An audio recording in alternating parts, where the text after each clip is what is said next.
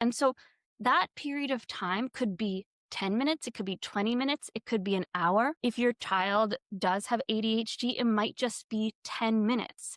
But the key is that those are 10 focused minutes every day when they're learning consistently. So we have this concept we talk a lot about in homeschooling, which is called mastery hours or power hours, when you choose that math and ELA time where your child is really fresh. And I think a lot of parents think this has to be a long time, but there's even some research done by the Annenberg Institute at Brown that's studying high dosage tutoring that says like for a child in elementary school, there's no point in that being longer than 45 minutes, that focused learning, because after that, their attention fades.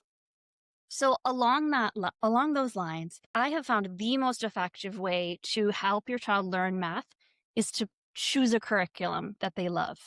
Honestly, I mean, I don't want to make this workshop sound like a big advertisement for Prodigy Game, but the reason that I connected with Rohan and I was so excited to work with him and get to know him is because we had so many kids who are coming to us who didn't like math, who had low math confidence, and we would say, okay, well, why don't you try this video game? And then all of a sudden they liked math and they had confidence, and the parents didn't have to be constantly inventing different math problems. It's already set up to be a sequential math program that kids like. And it was interesting when I was reading your responses on the forums, almost all of the responses from people who are really struggling with kids disliking math were not parents who were using Prodigy. They were using some other kind of tool. And so I think it might be Prodigy for your child that your kid loves, and it might be some other program, but finding that thing that they really enjoy playing and is fun for them is going to make a huge, huge difference. And it's worthwhile taking the time to figure that out